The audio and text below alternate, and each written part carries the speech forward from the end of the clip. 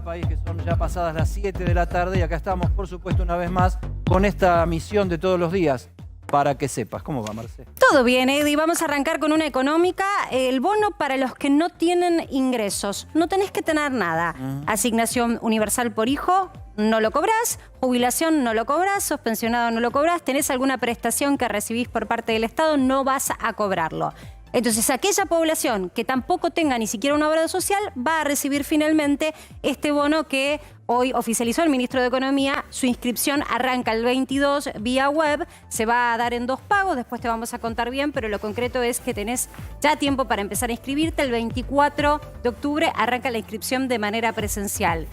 Se va a abrir una cuenta bancaria, así que esto se va a depositar directamente contra cuenta bancaria del beneficiado. Digo, por todas las suspicacias que hubo alrededor de qué pasaba con los planes sociales, había intermediarios o no. En un rato vamos a desglosar bien de qué se trata este bono, de cuánta plata y a quiénes llegaría. Claro que sí. Y día de allanamientos y detenciones en la causa indirectamente vinculada al intento de asesinato de Cristina Fernández de Kirchner. Todas las detenciones de este grupo llamado Revolución Federal. Ahí tenemos imágenes al respecto. Hasta los últimos minutos sigue habiendo operativos y detenciones en este país desquiciado que viene de presenciar casi en vivo y en directo un intento de homicidio de una vicepresidenta y que ahora tiene un nuevo conflicto judicial abierto con el gobierno a partir de un reality show donde se acusó al presidente de la Nación de coimero. Del magnicidio al reality, la Argentina desquiciada. Vamos a ampliar. Hubo dictamen finalmente para tratar en unos días nada más el presupuesto. Ahora, letra chica, atención. Los jueces pasarían a pagar ganancias si sale, obviamente, votado tal cual está este texto, la ley madre, porque regula el presupuesto, todo lo que va a ser el año próximo, si lo cumplen. En un ratito te vamos a contar de qué se trata. ¿Jueces pagarán ganancias? No te hablamos. Y allanaron también las oficinas de Caputo Hermanos en el marco de esta causa que lleva el juez Martínez Di Giorgi por la violencia y por el financiamiento de estos actos de odio con guillotinas y horcas y todas esas cosas. Carlitos Estrione, hasta último momento, cayó ya la hija del Coco Basile, ¿no? Sí, pidieron la detención de la hija del Coco Basile. De hecho, allanaron la casa del Coco Basile hace pocos minutos, la verdad, porque el juez está investigando a Revolución Federal. Ya detuvieron, obviamente, como lo estabas contando vos, detuvieron a varias personas vinculadas a este grupo. Son 4 los detenidos en total y... A ver, el tema de la hija del Coco Basile porque estuvo en varias de las marchas que esta gente había hecho, con amenazas muy, muy fuertes, con palabras... Bueno, acá le estamos viendo una foto que ella misma se tomó en la puerta de Comodoro Pi. Eso creo que fue cuando iba a declarar, no sé si cuando o tenía que citar a declarar a Cristina Fernández de Kirchner. Bueno, se la vio varias veces en estas marchas.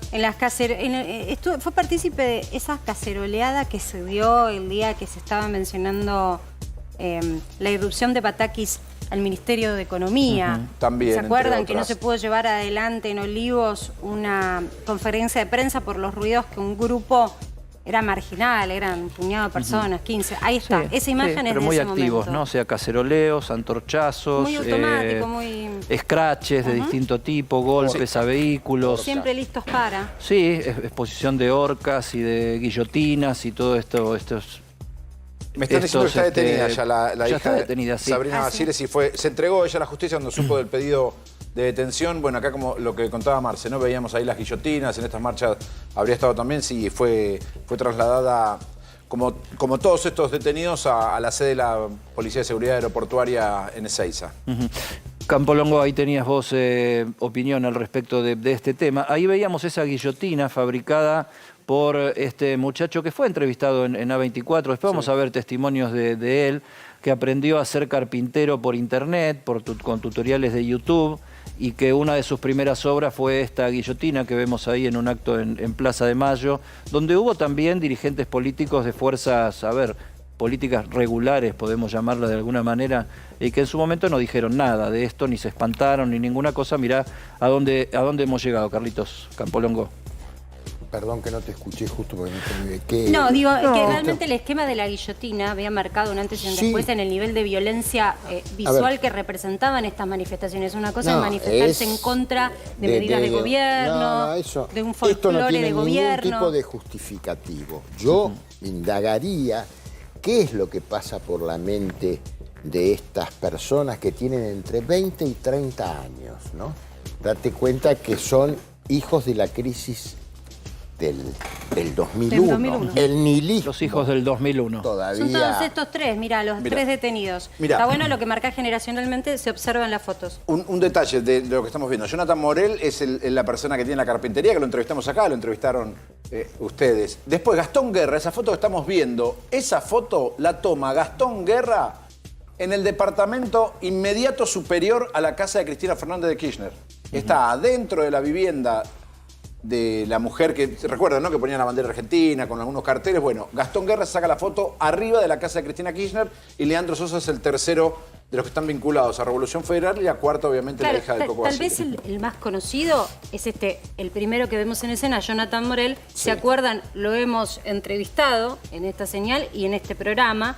Los otros dos, tal vez sus caras no son tan conocidas, pero parten de una misma orquesta, que es esta manera de confluir en el odio vía redes sociales y estas organizaciones mediante WhatsApp que se están tratando de trazar si terminaban en un delito financiado por otro sector de la política. Claro, este es otro capítulo importante.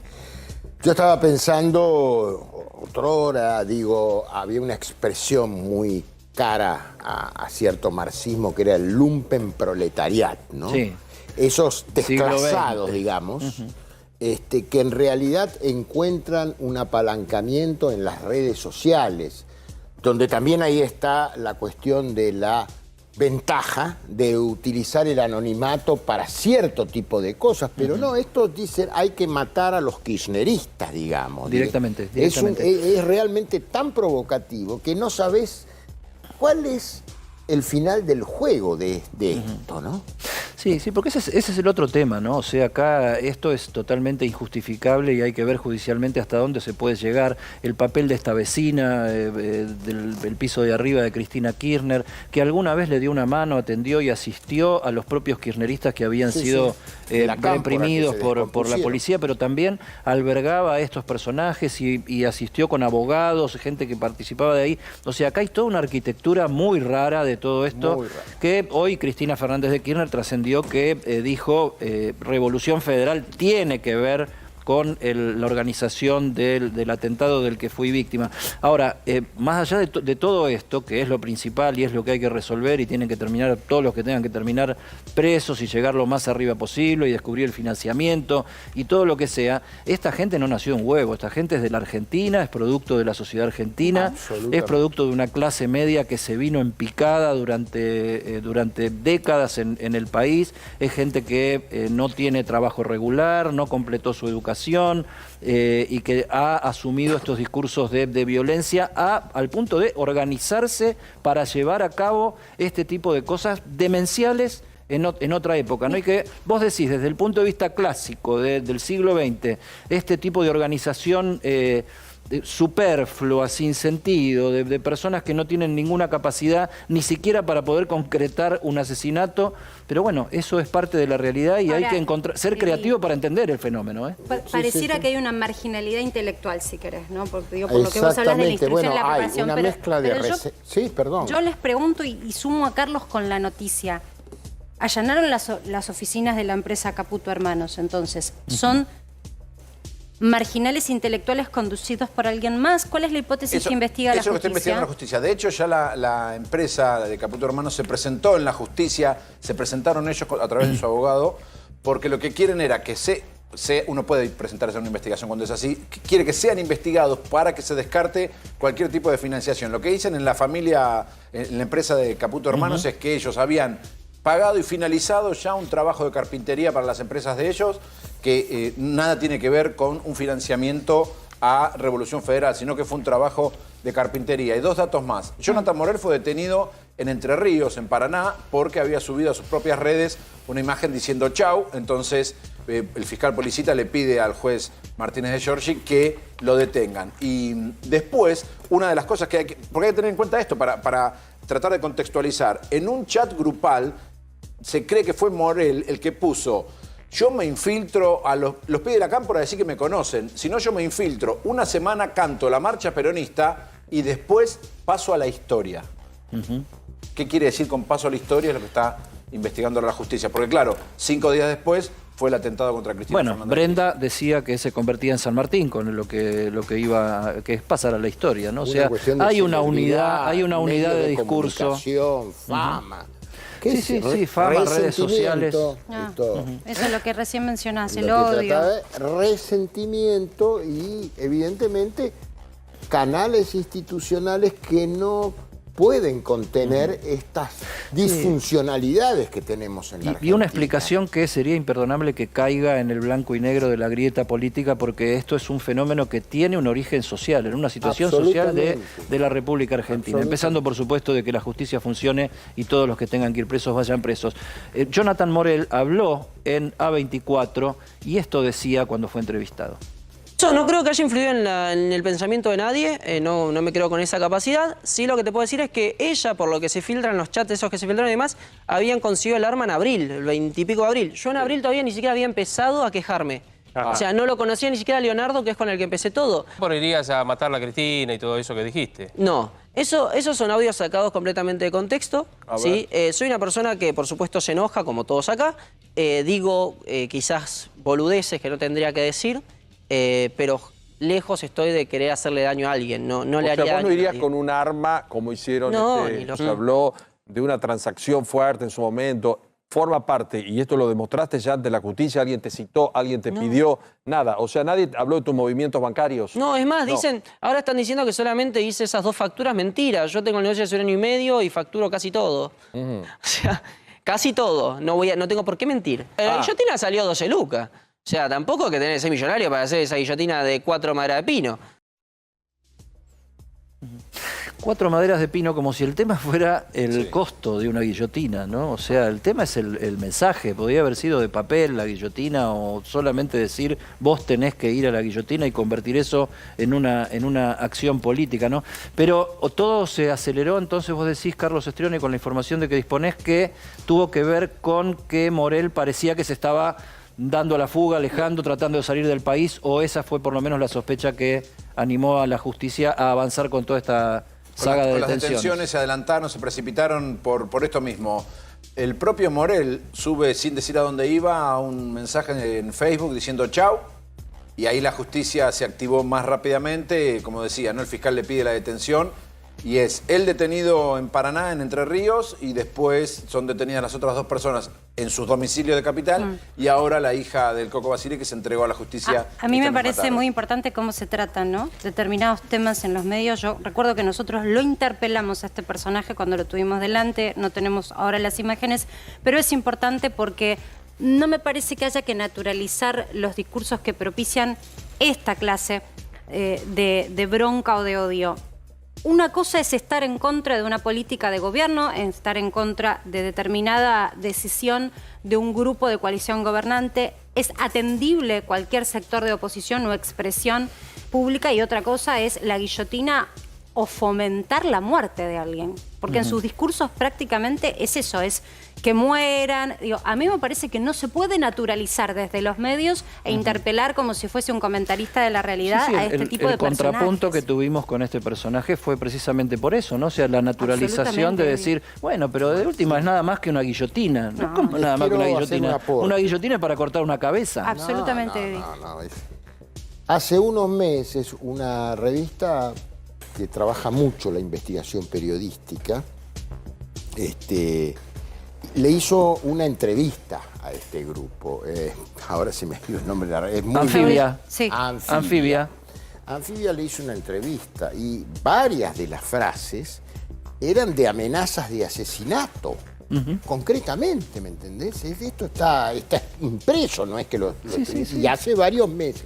O sea, hay una cosa de gestación. Y el título que le pone esa publicación es: nosotros, por el principal actor, queremos que los kirchneristas tengan miedo de ser kirchneristas. Textual.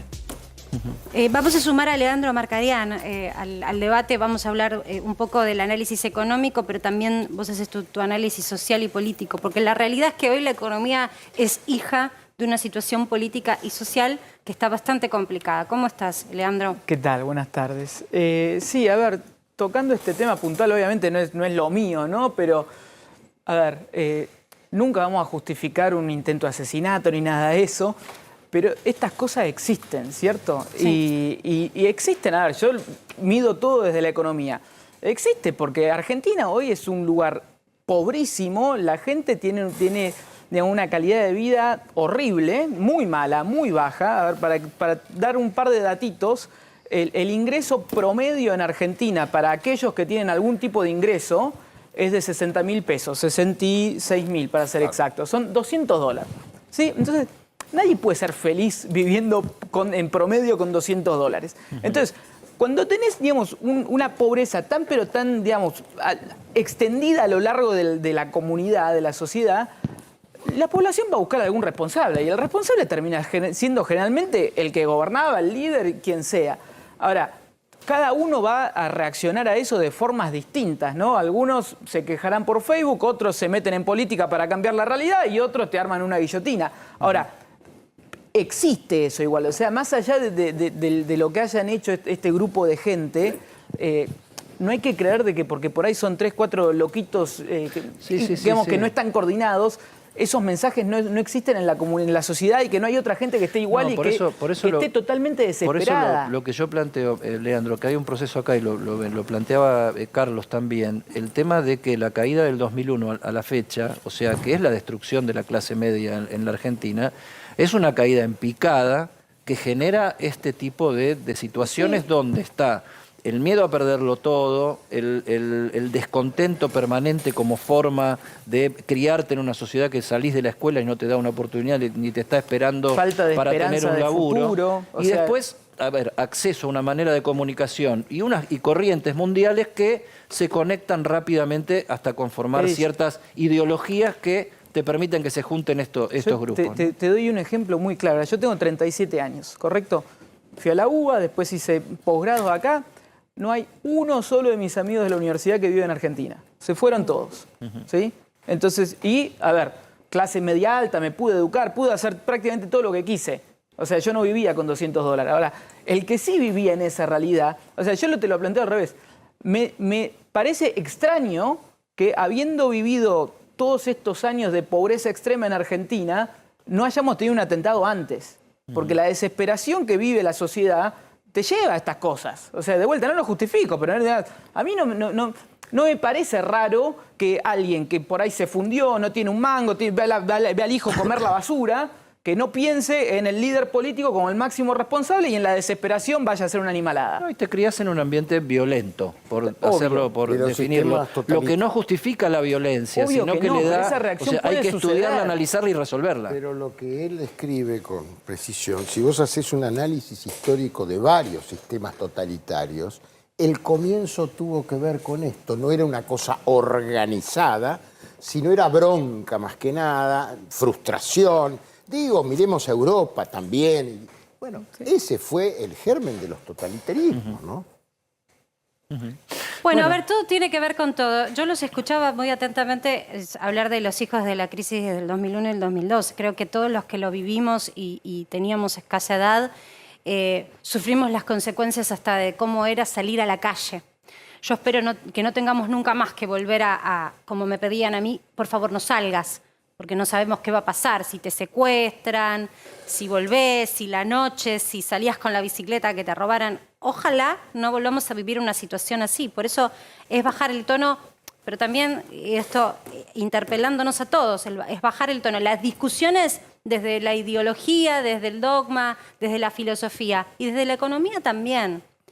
Porque ahí es donde yo me pregunto cuánto puede acelerarse, por ejemplo, el recorte del gasto público, los pactos con el Fondo Monetario, cuando hay una sociedad que está necesitada y que demanda. Vos fíjate, ayer, Eddie, nada más hablábamos de hay una decisión de cumplir con las metas de ajuste con el Fondo Monetario. Sin embargo, el gobierno tiene que atender a la necesidad de un sector que uno podría decir, pero ¿quién puede llegar a ser? Bueno, vamos a ver la inscripción.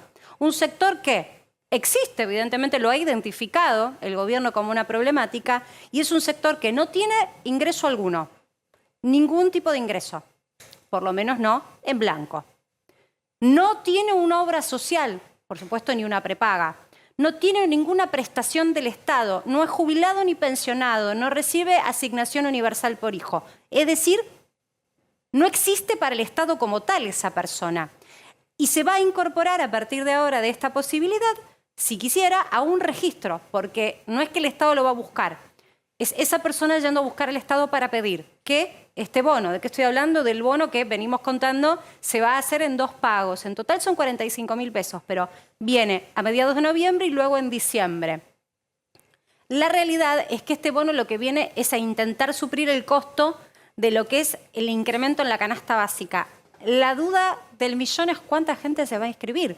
No podemos identificar a priori qué universo no tiene ningún tipo de ingreso, ni siquiera una prestación de salud. Ahora, evidentemente, si el gobierno está tomando esta medida es porque identificó que este sector existe. Atención con eso. ¿Cómo se financia? Bueno, con la recaudación tributaria que se logró mediante el dólar soja. A mí me preocupa enormemente que el gobierno esté preocupado porque hay un sector que no tiene ingreso alguno y que ni siquiera tiene una prestación de salud. O sea, que hay alguien que hoy no recibe nada de ningún tipo de aporte del Estado. Es decir, que puede haber sido un desempleado, pero ni siquiera tiene una cobertura mínima de salud. Bueno, vamos a ver cuánta gente se termina inscribiendo, porque esto en definitiva arranca el 22 de manera online. Creemos que si es alguien que no tiene ningún tipo de ingreso, tampoco tendría una computadora, por eso se hace la posibilidad para que mediante se puedan presentar y se pueda hacer presencial el trámite en cualquier dependencia, entiendo, de ACES, a partir del 24. Vamos a ver cuántos se anotan.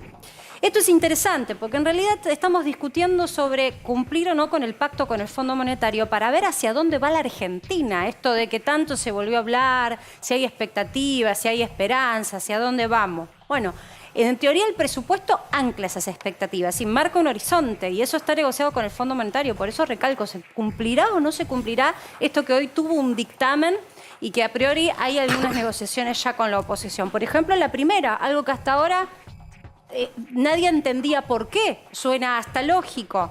Si todos pagan, si todos están condenados a pagar el impuesto a las ganancias, ¿por qué los jueces no? Sí, los nuevos jueces que se incorporaron ya hace un tiempo al sistema judicial sí pagaban, pero los que ya estaban adentro del sistema judicial eran empleados que no pagaban el impuesto a las ganancias. Los números, vamos a los números, porque según este mismo presupuesto que justifica el gobierno, el costo de este sector fiscal porque no paga impuesto es de 55.000 millones de pesos en el año 2021, que ascendería a 129.000 millones de pesos este año y que si persiste se incrementa en 237.000 millones de pesos el año que viene. Recursos que hoy no están y podrían estar. Esto no es opinión personal, porque para mí el salario no es ganancia. La lógica implica que si para todo el gobierno todos pagan ganancias, los que tienen un ingreso de clase media trabajadora, te diría, en una buena posición, entonces, ¿por qué los jueces no? Esa era la insólita explicación. Pareciera ser que los radicales están de acuerdo con que esto ocurra. Entonces ahí encuentra otra caja del gobierno para poder seguir solventando algunas de las políticas. Gran problema hay porque en este presupuesto se proyecta un dólar. Ahora, la escasez de dólares persiste. Venimos hablando de la liquidación del dólar soja, que fue en realidad adelantar parte de lo que ya se iba a liquidar con un incentivo de un tipo de cambio diferencial, que es lo que se está negociando también con empresas alimenticias para que congelen precios por 90/120 días, con precios justos. Surtió efecto. El Banco Central acopió reservas. El problema es que ya nadie más vende. Ya no hay vendedores, no hay soja. Y tenemos un gran problema, los incendios y los focos de sequía que están generando que la cosecha, el beneplácito del trigo, que era la próxima campaña, no sea tan fructífera como a priori se espera. Entonces, esos dólares que también podrían llegar en la temporada de marzo en adelante, tal vez no sean tantos. Y este es un grave problema que empieza a mirar de cerca el Banco Central. Entonces, ¿cuál fue la decisión? Te diría, desde la práctica, ya es un desdoblamiento de hecho. El Banco Central saca a los importadores del mercado con un nuevo sistema que se llama CIRA. El punto es, Los que presentaron, por ejemplo, medidas cautelares porque no recibían los dólares en tiempo y forma para insumos y necesitaban fabricar, fueron a la justicia y los obtuvieron, que creo que hay unas 4.000 o 5.000 cautelares presentadas, no van a poder tener más dólares para importar. Si fuiste a la justicia, entonces el gobierno dice, usted no está dentro del listado de gente que puede comprar divisas. Hay un montón de empresas, por eso insisto en el número. Dicen que de hecho fueron 1.800 millones de dólares que se fueron mediante estas cautelares. Entonces ahí ya tenés a alguien que no va a acceder. Pero además lo que dicen las empresas es que se cae el sistema todo el tiempo. El gobierno culpa a los bancos que todavía no adecuaron el sistema. En lo concreto, para hacerte explícita, el Banco Central logró en estas 4 jornadas acumular divisas, 50 millones de dólares nada más. Pero sacó a todos los jugadores del mercado. Y entonces cuando vos mirás la cantidad de dinero que mueve hoy el mercado del dólar, es en realidad un cuarto de lo que movía en un día como hoy hace un mes, cuando estaban los liquidadores. Y eso no es algo bueno, eso nos está marcando lo que el gobierno está de alguna manera haciendo. El pacto era no vamos a devaluar. Entonces lo que no devalúan es un mercado en el que el único participante relevante es el Banco Central. Ahora ya las empresas empiezan a mirar otro dólar, que es el que pueden acceder, que es el contado con liquidación. Ahí, a ese lugar están empujando las empresas que quieren comprar divisas, incluso cuando estas mismas empresas dicen es para importar insumos para fabricar. Y esto es relevante saberlo en Argentina, porque te voy a mostrar cómo quedó el tipo de cambio. Y la gran pregunta que le quiero hacer a Leandro, que es la que se preguntan en el gobierno. ¿Qué dicen en el gobierno? Lo estamos haciendo adrede, casi que queremos, esto es en off, por supuesto, porque en realidad el pacto político es no hablar de devaluación. Estamos casi generando un dólar simbólico y marginal, tipo de cambio oficial, al que solo accede el Banco Central, casi que es una pantomima de tipo de cambio, una actuación de un tipo de cambio, porque en la formalidad se necesita un número y es este. Pero en la práctica, el que quiere dólares que vaya y lo compre en otro lugar. Claro, pero el lugar en donde lo compre, incluso cuando a veces baja o se mantiene estable, es este lugar. El del contado con liqui a 304 o el del dólar bolsa, que fíjate que cerró igual. Pero estos son los que están moviendo el dinero, 292. ¿Por qué hago hincapié en esto? Porque hasta ahora la gran duda que había es, ¿y si en realidad los precios ya estaban con esto de la remarcación de por si las dudas? Los precios de la economía ya estaban girando en torno a un dólar de 300 o 290 pesos. ¿Para qué vamos a sostener y seguir vendiendo reservas? Se preguntaban en el equipo económico. Hagamos la prueba, mandemos a todos a que vayan al dólar bolsa y al contado con liqui. Por lo pronto no estalló. Se mantienen estos valores, sí, un divorcio de tipo de cambio importante, roza el 100%, pero no estalló. Y la inflación persiste alta. Pero la teoría es... ya los precios de la economía se remarcaron a estos valores. Que siga así.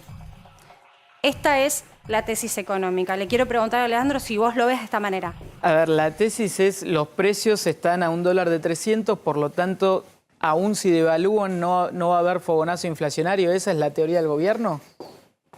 No me suena, la verdad que no. A ver, puede ser que los precios estén al dólar de 300, pero es imposible que por más que, digamos... Todavía hay cosas que están, digamos, los importadores, digamos, si bien vos decís que ahora los están, digamos, corriendo el mercado. En estos primeros días, ¿no? Por eso, bueno, pero el tipo sigue importando al oficial. Entonces, es medio irrisorio creer que vos vas a tocar el tipo de cambio y lo vas a dar. A ver, hay una brecha del 100, no es poquita la brecha. Entonces, para cerrar esa brecha, el movimiento que vas a tener que hacer no va a ser marginal, va a ser, digamos, un salto importante en el tipo de cambio. 30, 40, 50%, andás a ver. A menos que, bueno, eventualmente quieran cerrar esa brecha, entonces tenés un salto del 100%. Entonces, sería irrisorio creer que vos haces semejante movimiento en el tipo de cambio y eso no tenga alguna consecuencia en los precios. Me hace acordar un poco a cuando Macri... Sí, por eso, es el mismo razonamiento, o sea, se están equivocando de la misma forma. No tenías esta brecha y sí era real que las empresas tenían otro tipo de acceso al mercado. Ahora están probando a ver qué pasa si las empresas van obligadas a comprar a donde la parte del gobierno considera que puede, estas empresas financiar y solventar, que es este dólar.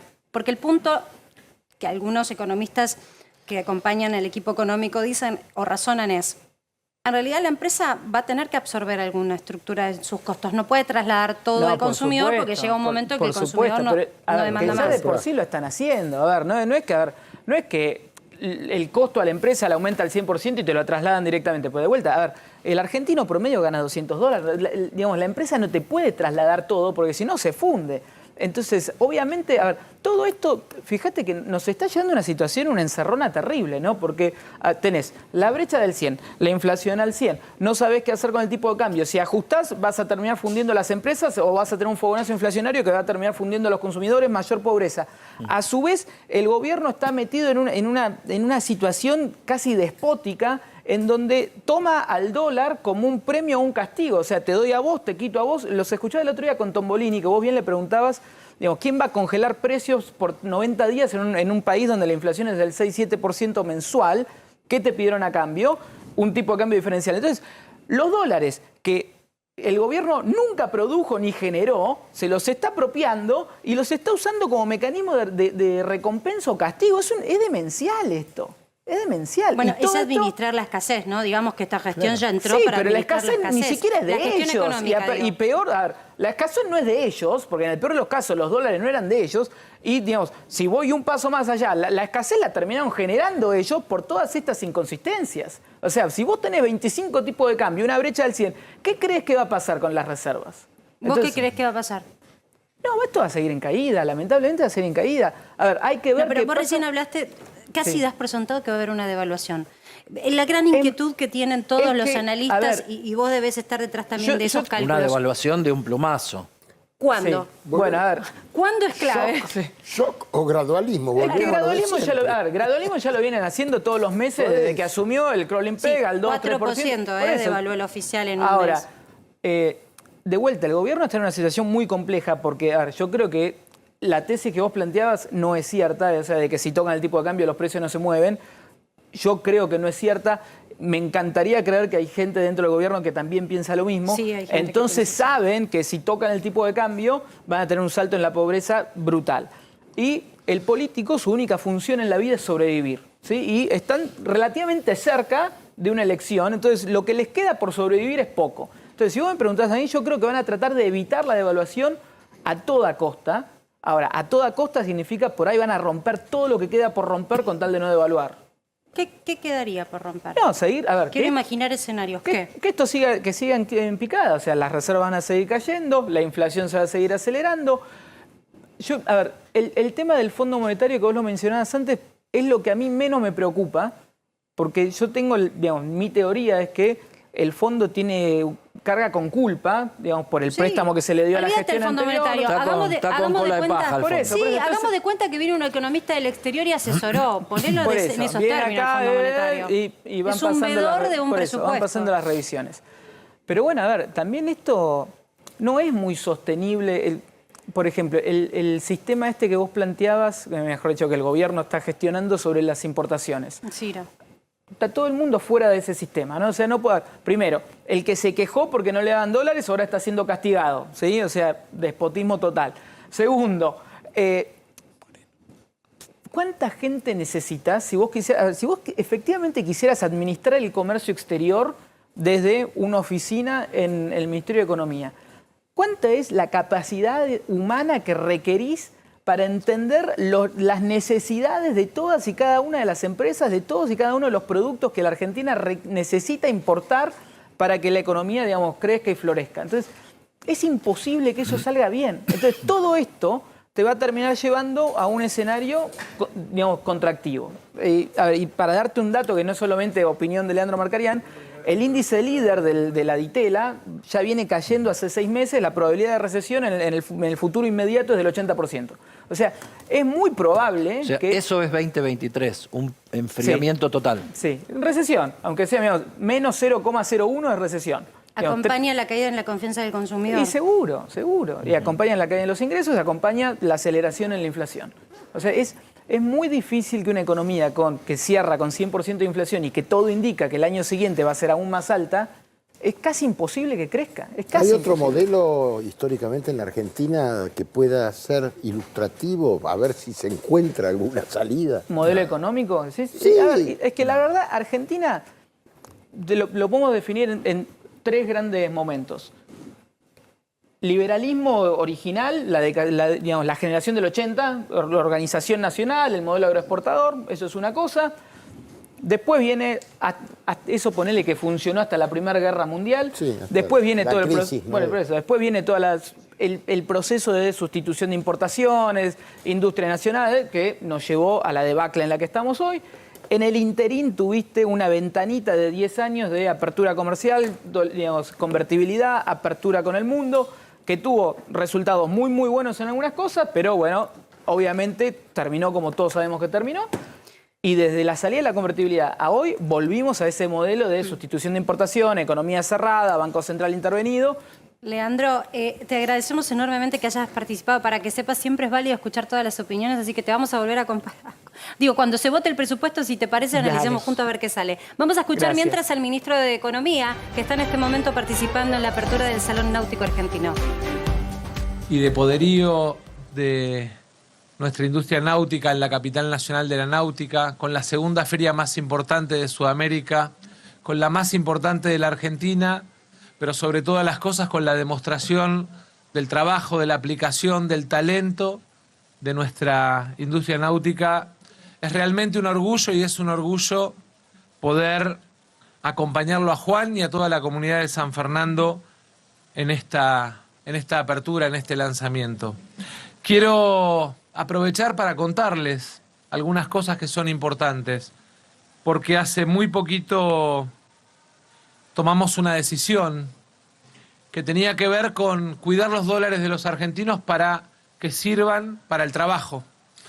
Esa decisión de cambiar el sistema de importaciones, de proteger a la industria náutica, con la calidad que tenemos y que se ve ahí flotando, teníamos un sistema de licencia automática de importaciones. A lo mejor un fabricante de barcos o de lanchas de la Argentina tenía régimen no automático y tenía que andar haciendo trámites para poder importar una parte de esa lancha que le da trabajo a sanfernandinos, a vecinos de Tigre, y sin embargo, quienes querían importar un barco lo podían hacer de manera automática. Cambiamos esa decisión, cambiamos el mecanismo de aprobación de las importaciones, tratando de privilegiar a las pymes, trayéndoles no a 180, sino a 60 días el mecanismo de pago de las importaciones y además poniéndole prioridad a nuestras pymes porque entendemos que son las que más trabajo generan en la Argentina, las que más mano de obra y más valor generan en la Argentina. Pero además cambiar el sistema puso blanco sobre negro la trampa versus el trabajo. Los tramposos que usaban artilugios para robarle dólares al Banco Central, quitándole los dólares a los que necesitaban una máquina, una parte, un insumo para poder seguir adelante con la producción. Y cambiamos el sistema y empezamos con un nuevo sistema, y ese nuevo sistema lleva algunos días. Y a las 5 de la tarde de hoy ya teníamos 4.200 millones de dólares aprobados de importaciones con el nuevo sistema. Registraron 8.000 empresas de la Argentina, 8.007 para ser más exacto. Pero además se cayeron aquellas cosas que eran parte del festival de importaciones que vivió la Argentina y del que muchos abusaron. Se cayeron las cautelares de toallas con la industria textil que tiene la Argentina. Se cayeron las cautelares de máquinas tragamonedas, de máquinas de minar criptos.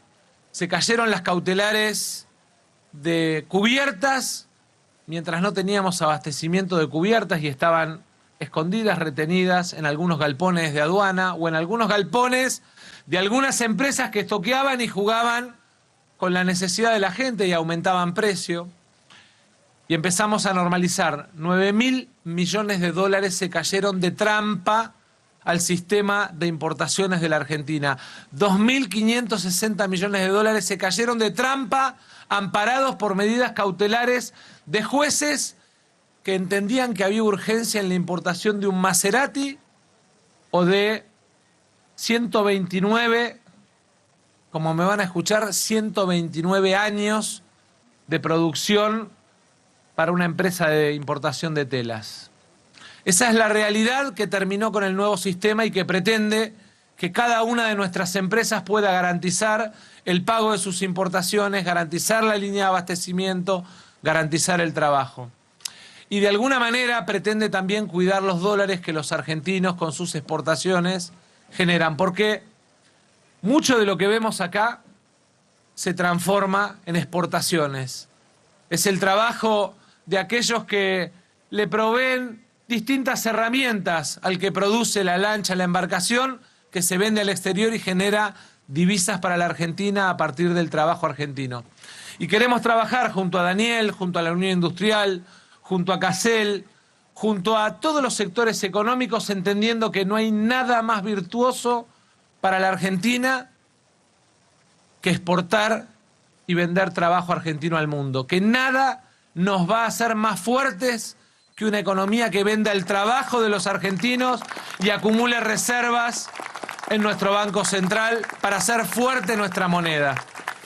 Y quiero contarles también a todos los que se dedican, y por eso me acompaña el Vasco y por eso me acompaña Matías, a todos los que son parte del sector náutico, a partir de un programa de crédito que anunciamos el día 28, este sector, el sector náutico, tiene disponible para los próximos 365 días 9.800 millones de pesos de crédito para fomentar y promover las exportaciones del sector náutico, no solo de San Fernando, sino de la Argentina al mundo. Estamos convencidos de que esta situación difícil de crisis que vive el mundo y que le toca vivir a la Argentina, solo se resuelve si entre todos ponemos cada uno nuestra parte. Solo se resuelve si cada uno de nosotros hace lo que tiene que hacer, administrar con austeridad, administrar cerca de quienes generan trabajo, trabajar juntos y entender que no hay proyecto más importante para la Argentina que venderle trabajo argentino al mundo, que es lo que hace que de alguna manera nuestro trabajo valga y nuestra economía se haga fuerte. Tenemos además otros desafíos. Y Juan decía el hierro, ¿qué término usó del hierro? La papa caliente. Yo creo que cuando uno está convencido, como lo estoy, de que nuestro país es un país que tiene enormes recursos, pero sobre todo un talento inigualable de su gente, no hay fierro caliente al que haya que tenerle miedo. No me quema la mano para agarrar este fierro porque estoy seguro que no hay fierro más duro que los argentinos que se han caído y levantado 1 y 100 veces. Y así como nos tocó pasar otras crisis, esta también la vamos a resolver trabajando juntos. Juan, a todo el equipo de Casel, a la gente que organiza el Salón Náutico, felicitaciones, son un orgullo y que todos aquellos que viven en la Argentina, no solo en zona norte, vengan a ver el talento y el trabajo que son capaces de generar las empresas argentinas que producen embarcaciones náuticas. Muchas gracias. Muchísimas gracias, Sergio Massa, ministro de Economía de la Nación. Y con sus palabras damos por finalizado el acto formal, pero vamos a pasar ahora al corte de cinta. Vamos a invitar a las autoridades.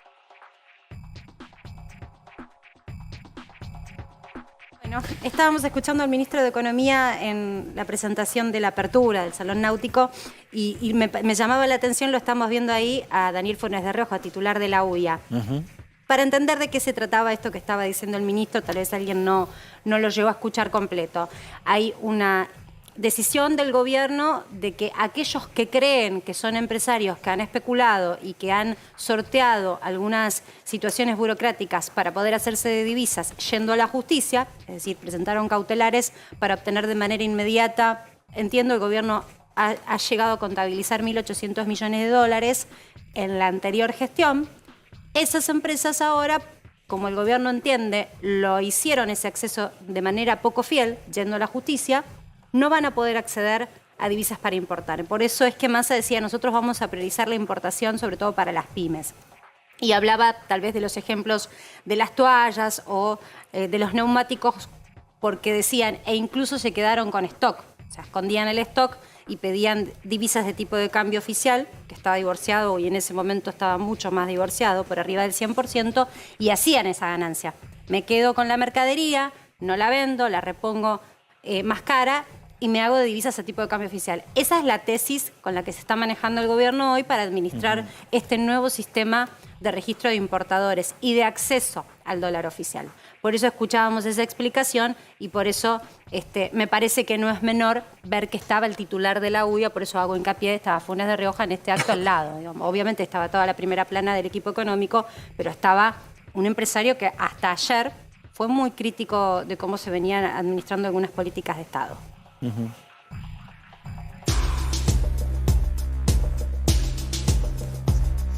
Duró 44 días Liz Truss en el Reino Unido como primera ministra, Rosales. Liz Truss, que decía, se suponía, aspiraba a ser la nueva Margaret Thatcher. Margaret Thatcher duró más de 10 años en el poder. Duró poco la nueva Margaret Thatcher, se podría decir, ¿no? La verdad que, en parte, debido a la gran crisis que vive el Reino Unido como consecuencia de la crisis mundial, la turbulencia por el precio de las tarifas eléctricas, las tarifas en general, los combustibles, la inflación, etcétera, etcétera, etcétera.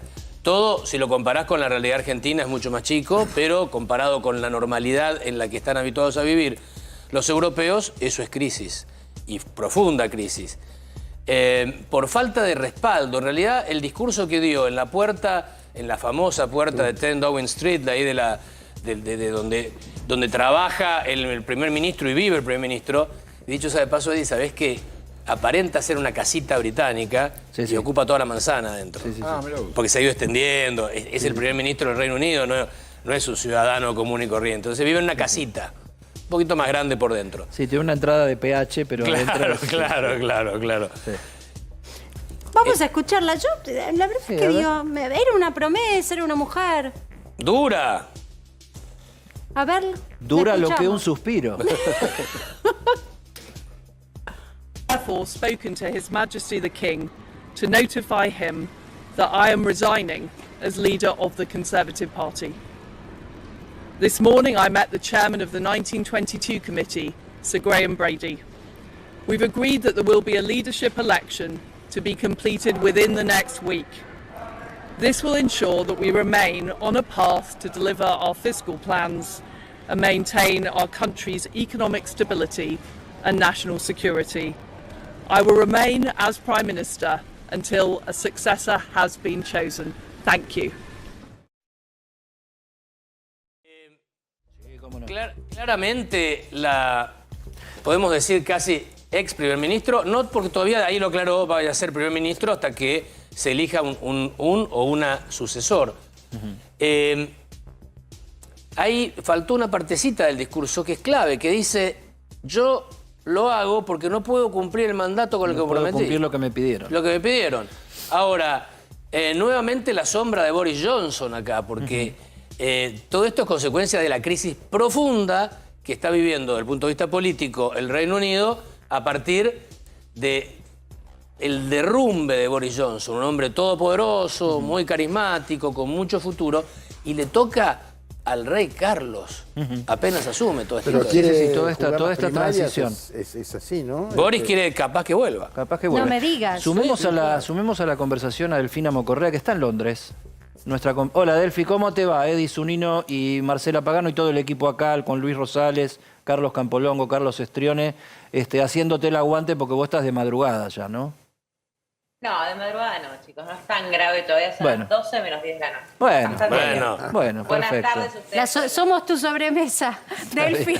Sí, más o menos. Claro. Estábamos escuchando todo esto. Yo quiero preguntarte, vos como trabajadora de medios que sos y que además con tus contactos, ¿se la vieron venir o los tomó por sorpresa esta renuncia?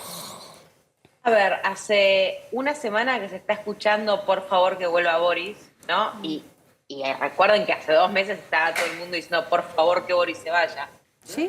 Creo que la lectura que podemos hacer en esta situación son dos. Así como dijo Luis que ella renuncia porque no puede cumplir con su promesa, ella no puede cumplir con su promesa porque hizo una promesa sin pensar en las consecuencias de esa promesa. Ella dice, yo voy a ser primera ministra y lo primero que voy a hacer es cortar o bajar en realidad los impuestos, ¿no? Ahora, ¿cuál era el plan para bajar los impuestos? No tenía un plan. Ella dijo, voy a bajar los impuestos para que la gente tenga más dinero en el bolsillo, pero no había pensado en las consecuencias de bajar esos impuestos, porque cuando anuncian su plan económico, primero que los impuestos se los baja a los que más ganan, ¿sí? No al resto de la población. Así que al final del día no es que aumentaba el poder de compra para el resto de los ciudadanos, solo a los que más ganaban, que en realidad es a los que menos les impacta la inflación, lo sabemos todos, chicos. La inflación primero afecta a los más pobres, para cuando uno va a comprar comida, ¿no? Ese tipo de cosas. Y por otro lado, la otra lectura tal vez interesante para hacer es, dijo, bueno, yo recorto los impuestos, pero no bajo los gastos del Estado. Tal vez son discursos que hemos escuchado mucho nosotros en Latinoamérica, en Sudamérica, en nuestros países vecinos, en la misma Argentina. Lo que pasa es que hablar de estas situaciones en el Reino Unido, donde parece que nada está pensado, impacta mucho a los ciudadanos, como que el inglés no puede terminar de entender cómo una persona tan poco preparada prometió algo que no sabía cómo lo iba a hacer. Rishi Sunak, cuando ella hace esa promesa antes de que ella fuera primer ministra, cuando todavía Rishi Sunak tenía la posibilidad de ser primer ministro, dijo, si hace eso, no vamos a poder pagar la hipoteca. Las apelaciones a esa especie de realismo mágico tan particular de los latinoamericanos suelen suceder cuando hay crisis, cuando no se sabe bien qué es lo que hay que hacer y tratar de tapar con una mano la otra y ver cómo se sale de una situación, porque bueno, lo de Boris Johnson ya era insostenible, tenías muy debilitada toda la situación. Ahora, mi pregunta va por acá.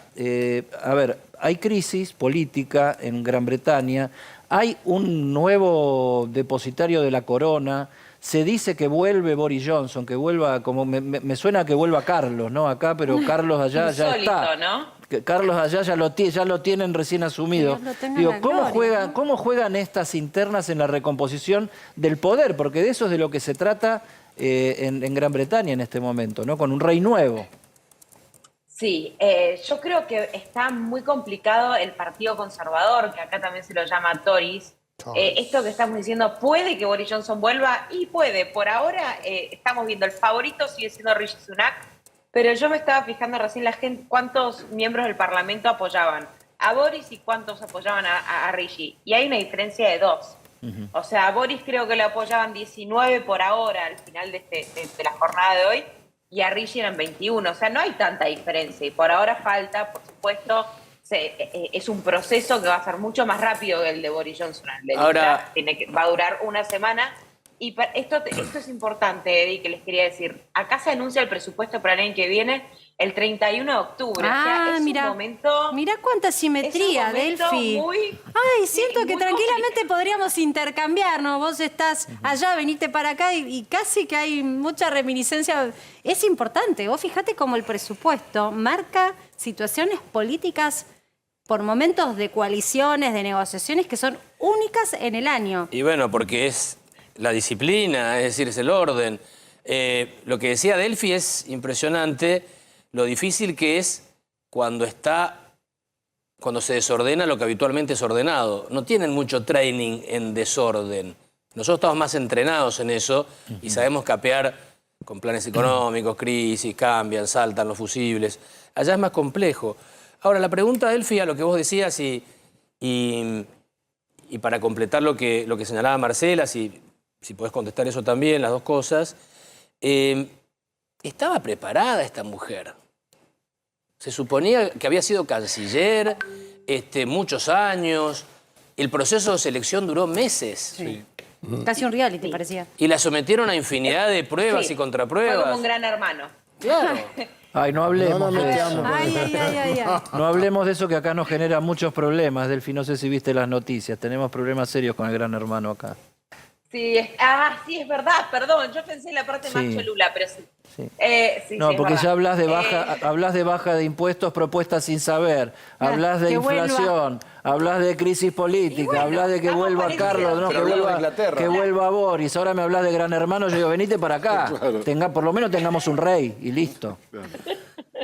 Sí, a ver, está complicado, chicas, la situación. Yo creo que justo hoy tuve una conversación muy interesante con la dueña de un comercio chiquitito que vende quesos, también tiene como mesitas para uno que se pueda sentar. Un lugar chiquitito, una persona que se busca, en realidad que se esfuerza, un emprendedor, ¿no? Y me decía, yo no puedo creer, yo no sé cómo voy a hacer, no sé cuánto me va a salir las cosas el mes que viene, porque yo importo productos de Francia, de Italia, y la verdad que está re difícil. Entonces, la conversación tal vez que yo tuve con ella fue, bueno, a ver, te habla una argentina que está acostumbrada tal vez a vivir en una incertidumbre más constante, que es esto que estamos diciendo, no nosotros. Yo creo que la gran diferencia tal vez con el Reino Unido y Argentina, o nuestros hermanos latinoamericanos, es que el Reino Unido y el resto de Europa tienen otras espaldas. Creo que, a ver, por supuesto todo esto afecta... Espaldas económicas. Claro. Espaldas económicas, exactamente. Nosotros, acá la gente está...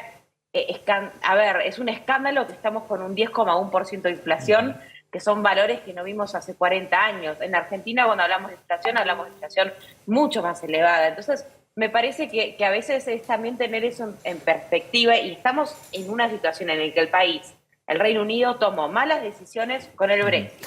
Tampoco pensaron después que iba a pasar con el Brexit. Claro. Ahora, Delphi. Exactamente. Vino una pandemia que nos tocó a todos, vino la guerra que impacta mucho más a Europa que a otro, tal vez que a las Américas. Entonces, el país todavía está como una situación que no termina de arrancar para ningún lado, ¿no? Ahora, vos estás ahí... Creo que se vienen meses difíciles. Hablando de esto, de los meses difíciles, porque aparte está la amenaza sobre toda Europa de que el invierno va a ser crudísimo y durísimo. Vos estás ahí cruzando el charco de Francia. Esta semana fue muy violenta en Francia y ahí el problema es la inflación y la carrera del salario por una paritaria de los empleados del petróleo. ¿Cómo está la situación en Gran Bretaña? Si puede llegar a suceder algo similar a lo que vimos en Francia, o la situación funciona de otra manera. Yo creo que el inglés funciona distinto al francés, partiendo desde una base cultural, si querés. Sí vamos a tener un invierno duro, como bien dijiste, y sí, llenar un tanque hoy es casi imposible, está complicada la situación. No creo que la reacción en las calles sea la misma que la de Francia, porque tal vez Francia somos más parecidos los argentinos, ¿no? Como tenemos más esa pasión, salimos a las calles, no como el inglés es más ordenado, sale a la calle, pero parado en la vereda, ¿viste? Como tira un papelito en la calle y lo levanta. Sí, sí. Que nosotros en las manifestaciones no vemos eso. Entonces, creo que por una cuestión cultural se va a desarrollar de otra manera socialmente en las calles aquí en el El otro día Reino le decía a Eddie que no lo había visto nunca, como para contrastar realidades, Delphi. En la manifestación, en la del 17 de octubre, en la manifestación popular, en realidad festiva, yo no había observado nunca las carpas químicas. O sea, en vez de baños químicos, no nos da para baño químico, entonces en algunas manifestaciones hay carpas. ¿Y serán químicas? Hace sus necesidades Sí, dentro de la carpa. unos tachos con lavandina, qué químico. Yo Bueno, no es lo había químico. observado nunca Sí, es químico, eso, pero sí, bueno. Es químico. Es lavandina. Ahora, el humor británico... Primero una pregunta, pero antes te quiero mostrar una cosa. Pero la pregunta es si esto pega en la gente común de Gran Bretaña, si están preocupados. Acá cuando cambiamos de ministro de Economía hay cierta zozobra, el dólar. Acá somos todos ministros de Economía. Están todos los medios y los móviles en la puerta de Olivos a ver si entra, si sale. Primero eso. Pero te quiero mostrar algo, les quiero mostrar algo. Mirá, el humor británico traducido. Esto está en inglés. Está en inglés. No, estaba en inglés originalmente, ahora está traducido. Mi hijo ha sobrevivido a 4 cancilleres. Canciller no es lo mismo que acá, es el chancellor de... 3 ministros del Interior, 2 primeros ministros y 2 monarcas. Mi hijo tiene 4 meses. Es decir, en los últimos 4 meses todo eso cambió en Gran Bretaña. ¿Es conocido? Es insólito. Bueno, acá... Sí, es conocido, es un periodista. Ah, porque está Te regalo 2001, eso es un montón. 4 meses es un montón de tiempo. ¿Qué te pasa? Acá ¿Qué te eran pasa, 20 inglés? días. ¿Qué te pasa, inglés? Claro. Nos faltó el helicóptero. Pero lo que... Bueno, yo creí que ibas a ir por este chiste, porque hay lo pueden buscar en YouTube, hay una transmisión ahora en vivo de una lechuga que tiene... Sí. Es insólito. una peluca rubia como Liz Truss y dicen, bueno, la lechuga tiene vida útil, más vida útil que Liz Truss, que la primera ministra del Reino Unido. Es insólito. Es que eso es lo que pasa. La gente está preocupada, sí. A ver, este tuit que acabamos de ver se lo toman con humor, pero la gente está preocupada porque no entiende, como no... Claro. Son cosas que no pasan hace años. Chicos, a ver, el último primer ministro que menor tiempo estuvo en el cargo como primer ministro estuvo 119 días y fue en 1827. También fue Tory, tal vez fue conservador, su nombre era George Canning. O sea, son cosas que no pasan hace... siglos. Estamos De la hablando avenida Canning. George Canning. George Canning. El de la avenida Canning. El de la avenida Canning. Pero O George sea, Canning. Escalabrini Ortiz. Sí, ahora se llama George Escalabrini Escalabrini Ortiz. Ortiz. Ahora El se llama que dijo que Escalabrini la Ortiz. Argentina iba a ser una gema en la corona británica. Gracias a Dios no se dio. Gracias a Dios. Totalmente. Ahora, Delfina, ¿y el rey Carlos qué pito toca acá en todo esto? El rey Carlos, si uno empieza a ver, empezaron a ver, no sé si recuerdan ese video cuando el rey Carlos la recibe a Liz Truss y la saluda.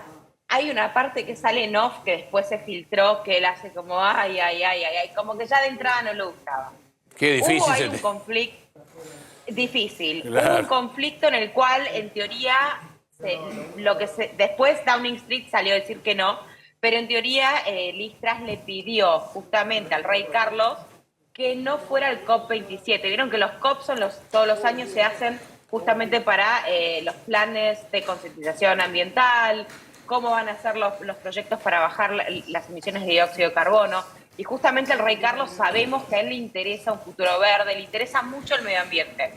Entonces, por supuesto, yo me imagino que el rey Carlos va a ir a COP27 el año que viene, pero hubieron un montón de cuestiones ahí internas. A ver, Liz Truss aprobó la semana pasada, ¿vieron cuando vimos a dos chicas tirar sopa de tomate al cuadro de Van Gogh? De los girasoles? Lo hicieron justamente porque Liz Truss había aprobado 100 licencias nuevas para explorar en el Mar del Norte petróleo, ¿no? Y en teoría esas licencias no se deberían haber emitido. ¿Por qué? Porque el Reino Unido está dentro de un grupo de países del primer mundo, el G7, el COP27 y todos estos tipos de organizaciones, para bajar las emisiones de dióxido de carbono para 2030. Ahora, si nosotros empezamos a explorar de nuevo mayor petróleo, es imposible llegar a esas metas. ¿Qué perspectiva? Hay un disgusto. Claro, ¿qué perspectiva se viene? ¿Algo en la misma línea? ¿Un cambio? Son conservadores y el próximo primer ministro va a ser conservador porque tiene mayoría. Ahora, ¿dentro de qué línea? ¿Una nueva Thatcher? ¿Algo más moderado? ¿Qué se piensa? Hay 3 candidatos por lo que uno va leyendo.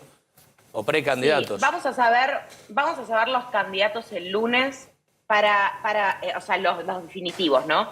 Porque para poder ser candidato tienen que recibir por lo menos 100 nominaciones, que serían 100 votos dentro del mismo partido. Ajá. Eso nos vamos a enterar el lunes alrededor de las 2 de la tarde y el viernes deberíamos tener un primer ministro, viernes 28, acuérdense que dije lo del presupuesto el 31, el lunes 31, o sea, deberíamos tener un primer ministro el viernes a más tardar. O sea, trámite express. Sí.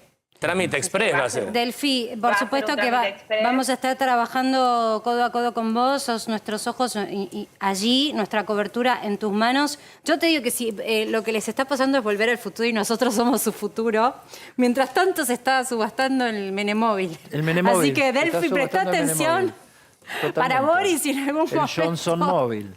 Tenía un Johnson Móvil que todo vuelve. Gracias, Delfi. Gracias. Muchas gracias, buenas tardes. Chao.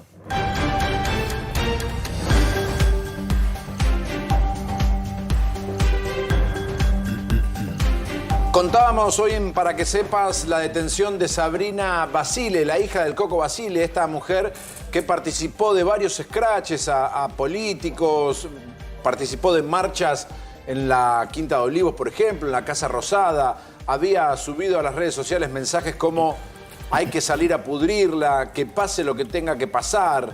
Le habían contestado también si hay que matar uno o hay que matar 100, vamos a hacerlo. Bueno, todos estos mensajes vinculados al odio y con, obviamente, la organización Revolución Federal llevó a la detención de esta mujer. La fueron a buscar a la casa de Alfio Basile, no la encontraron, pero después la lograron detener. Y estamos trabajando en el lugar donde se encuentra ahora Sabrina Basile bajo la vigilancia de la Policía de Seguridad Aeroportuaria. Está allí Martín Rojas. Hola Martín, ¿cómo te va?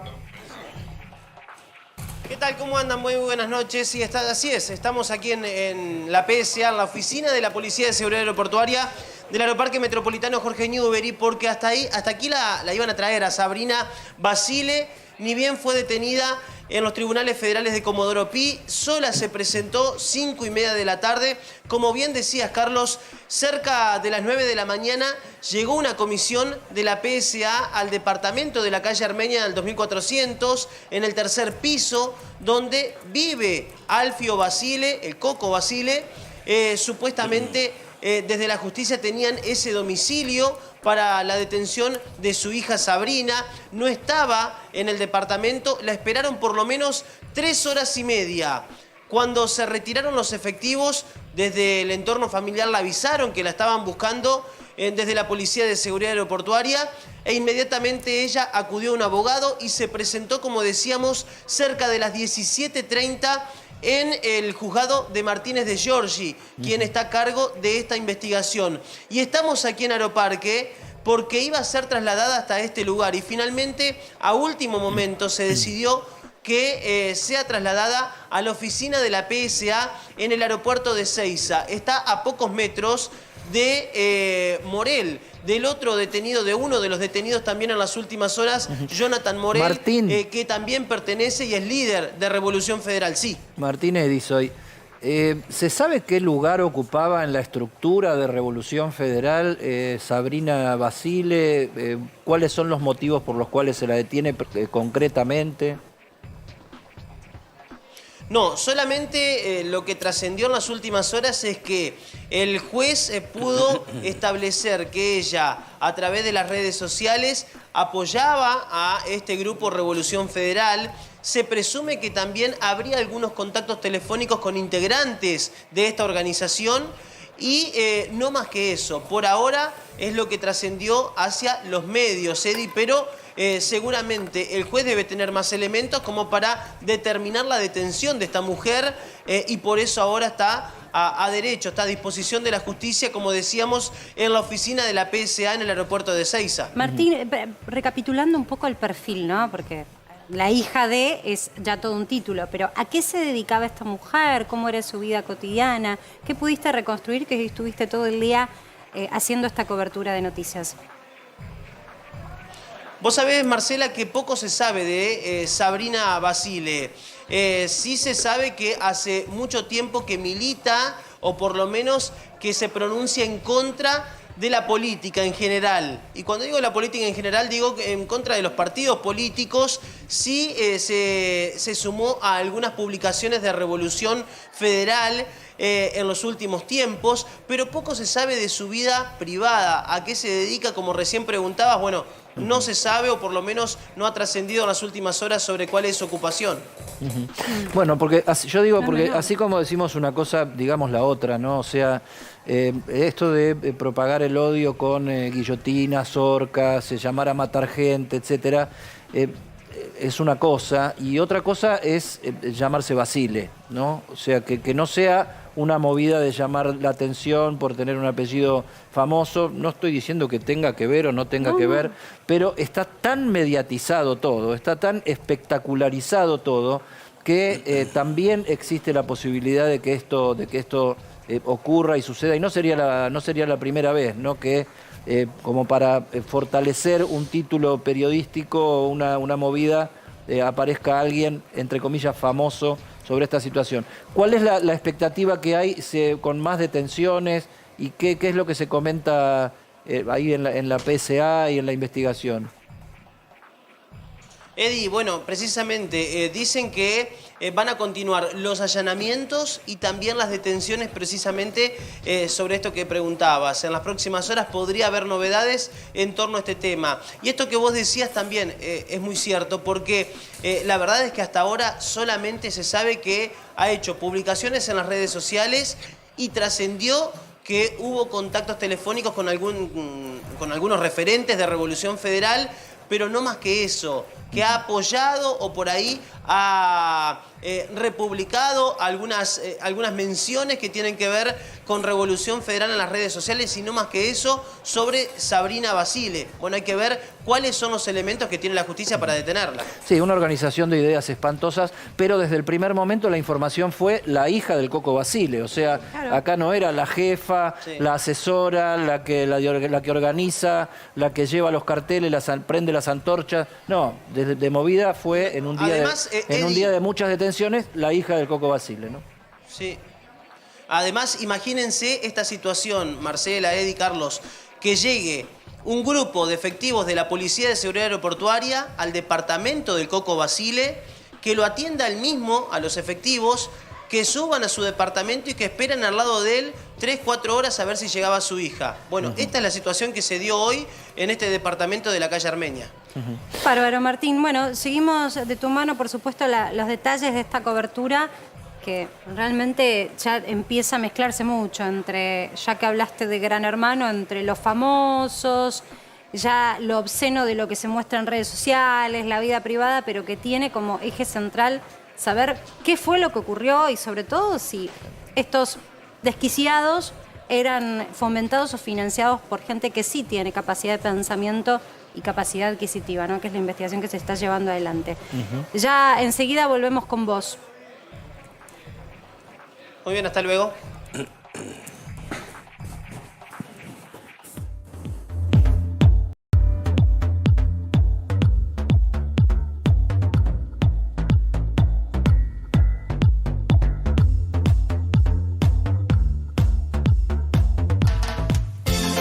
Mirá. Bienvenidos a la casa del Big Brother. Esta es la casa del Big Brother. Es la casa del Gran Hermano. Lo único que nos faltaba, te digo, mirá, en el discurso oficial del gobierno argentino está: a ver, señores, tuvimos una pandemia, no la esperábamos.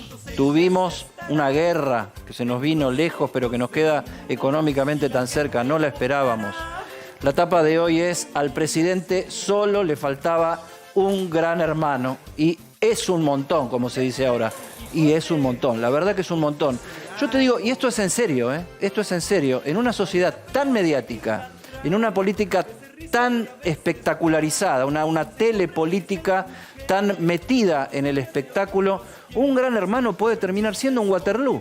Ojo, ojo, porque ¿qué pasó en el reality show del canal colega Telefe? Una persona hablando con otra, esa otra persona, exdiputada kirchnerista, esta persona, el hombre, que se hace llamar Alfa, un personaje, la verdad, bastante desagradable, pero no viene al caso, no ese es el tema, le dice: nena, yo sé lo que es tu gobierno, pero veámoslo, mirá. Claudio Ferreño, es la mano derecha de Alberto Fernández. Yo a Alberto Fernández lo conozco hace 35 años. Alberto Fernández a mí me coimeó un montón de veces, o sea, lo conozco muy bien, Alberto Fernández, muy bien. Entonces, hay muchos políticos que se han atado al poder y que son Cafiero, los hijos de Cafiero, los nietos de Cafiero, los Sadi, los Rodríguez Sá, que se han enquistado en el poder, porque se han enquistado y han hecho feudo, y no digo tu caso, no estoy hablando de vos, pero han hecho fortuna con la política, fortuna. Walter Santiago se llama, le gusta que le digan Alfa. Romina Utig es la con quien habla, que lo mira así como diciendo: me aburrís un poco, pero ella fue diputada kirchnerista desde el conurbano, desde la localidad de Moreno, hasta hace muy poco tiempo, pero siempre soñó estar en un reality. Y este hombre lo que dice es que yo, a través de un tal Claudio Ferreño, ¿quién es Claudio Ferreño? Es un legislador porteño, presidente del bloque del Frente de Todos en la legislatura de la Ciudad Autónoma de Buenos Aires, hombre del PJ de la Ciudad de Buenos Aires, hombre de Alberto Fernández. Dice: a través de él yo lo conocí a Alberto y Alberto me coimeó varias veces.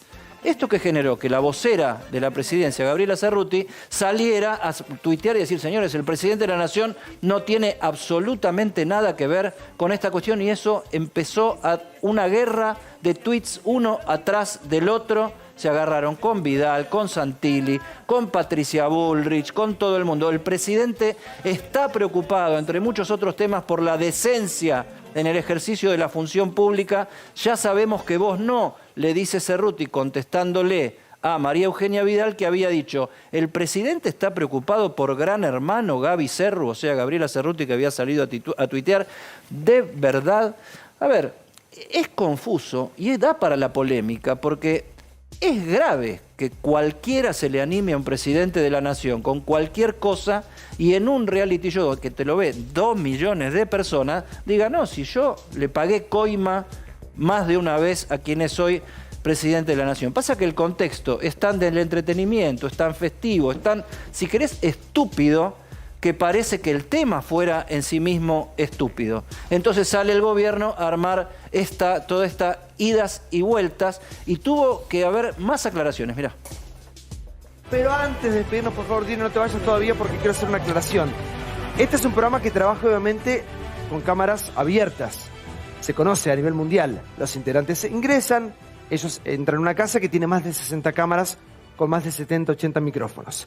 Lo que ellos digan adentro de la casa corre por cuenta de ellos mismos. De hecho, cada participante, antes de ingresar a la casa de Gran Hermano acá en el mundo, firma un documento que se hace responsable por las cosas que dice y por las personas que nombra. Es decir, si hay algún tipo de nombre propio, esto aclaro porque se ha nombrado dentro de la casa a distintas personas y eso corre absolutamente a cargo de quien lo dice. Eso es lo que firmaron, ese es el documento que firmaron los chicos. Aclarado esto, nos vemos mañana.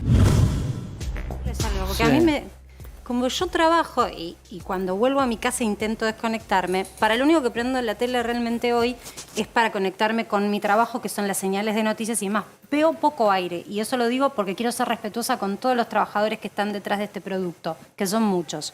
Ahora, no estaba enterada absolutamente de nada de esto. ¿Cuándo tomo nota yo de lo que había pasado, de quién es este personaje, de lo que piensa? Cuando le da entidad la vocera presidencial.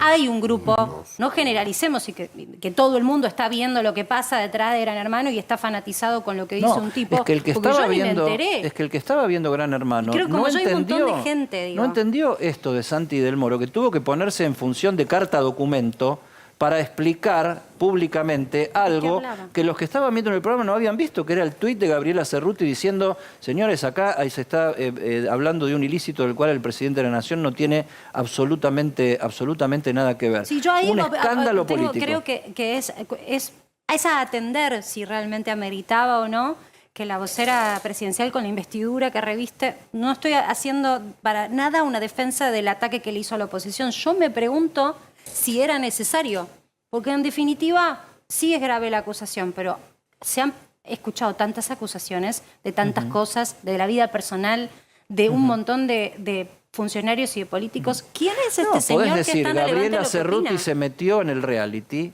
o podés decir, cualquiera no puede decir que el presidente de la Nación es un coimero. Digamos, o en realidad hay preocupación por lo que pueda surgir y que creen en el gobierno que está pensado y es oportuno la elección de determinados participantes en un momento en donde la sociedad está, que casi que te diría que cualquier cosa lo puede hacer algún sector de la población cambiar de opinión. Digo, porque que haya una política, es una política, la señora que está ahí en pantalla era una política, estaba en Gran Hermano hoy, pero es una política, una persona de militancia. Ayer hablábamos de la paranoia. No es menor esta elección. Ayer hablábamos de la paranoia, ¿no? Exacto. Yo creo que el gobierno cree que detrás de este rating y demás puede haber un armado político. Eso creen ver. Recordemos que Fernando de la Rúa, en paz descanse, se murió convencido de que una sobreexposición de él había terminado con su carrera política. Sí. Recordemos que una de las versiones de Gran Cuñado, en el mismo programa de Marcelo Tinelli, tuvo llamados de todo el mundo, todos los funcionarios de aquel entonces, para decir: no me pongas, cómo vas a poner a tal, cómo vas a poner y te lo doy vuelta. Y otros dicen que en una campaña electoral jugó muy bien la imitación Alica Alicate, ¿te acuerdas? De Alica Alicate, bueno, de un empresario que era poco conocido, alguien súper popular, y que esa imitación, cree el imaginario popular, le valió ganar una elección. Casi definió una elección, una derrota del kirchnerismo en la provincia. No hay duda de que es muy potente, el rating lo buscan todos. Claro. Mira, el primer paso que tiene que dar un candidato es que lo conozca por lo menos el 85% del electorado. Primero que te conozcan. Que lo conozcan. Y entonces cualquier cosa sirve para que te conozcan. Ahora, muchas veces Que te conozcan mal no está tan Que bueno. te conozcan y te quieran. Y después que te quieran. Pero yo te pregunto con cariño, ¿qué porcentaje de ideas políticas tienen que aquilatar? Para poder ganar una elección, en general muy pocas. No importa, claro. Ahora, estuvo muy clara la elección de Gabriela Cerruti de salir a contestar con... Ella misma dijo, o sea, a los periodistas que la criticaron les dijo, yo no voy a hablar con vos que por ahí tenés 1, 2, 3 puntos de rating. Yo hablo y me refiero a los temas que tienen 20 puntos de rating porque son 2 millones de personas que están escuchando esta barbaridad. Carlitos, y le damos la bienvenida a nuestro invitado que sabe mucho del tema también. Bueno, pone otra vez de manifiesto la importancia de lo mediático, de aparecer en televisión, de aparecer en los medios, de las redes sociales, que Luis todo el tiempo está diciendo lo importante que es TikTok o Twitter, o la importancia que se le da a la mediatización de absolutamente todo. Es la decisión de esta funcionaria, no es menor, es una funcionaria relevante, es la cara que expresa, es la expresión pública, en teoría, de la jefatura de gabinete, de lo que opina el presidente. Es muy irrelevante, es muy relevante su Es que tiene las dos cosas, hay frivolidad y hay delito, están pasando las dos cosas a la vez. No sé si todo el gobierno opina que había que salir a aclarar. A mí me parece que parte de la necesidad de ella después de salir a aclarar también en redes es porque... También sintió la crítica interna. Le damos la bienvenida ya a José Luis Fernández, docente, investigador de la UBA, de la UNTREF también. Sí. Muy bien. Y autor de Vidas Mediáticas. O sea que todo esto, te tiramos la pelota a vos lo estudiaste, lo analizaste y tenés una opinión formada. Sí, hay no todo, pero buena parte. Hay el primer gesto que sea útil que pueda dar uno es ordenar temas. Un tema es...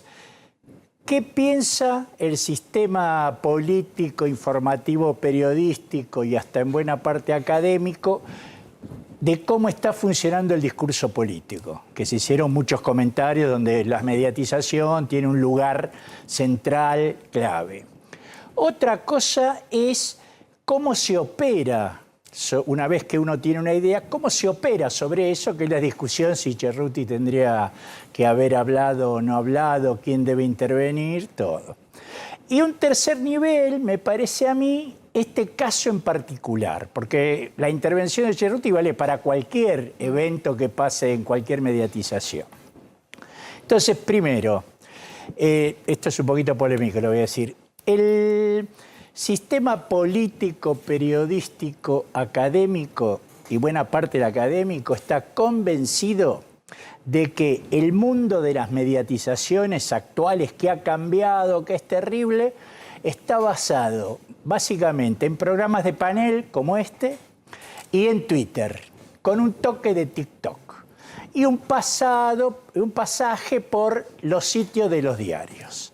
A eso lo llamo panelismo, esa idea de que si mi palabra, ahora tengo que hablar acá, si mi palabra no responde a lo que se espera en este sistema de intercambio, fallé. Bueno, pero los principales líderes políticos no funcionan como panelistas en el formato. Absolutamente. No, es más, en la última elección hubo varios primeros candidatos que se hicieron conocidos como panelistas.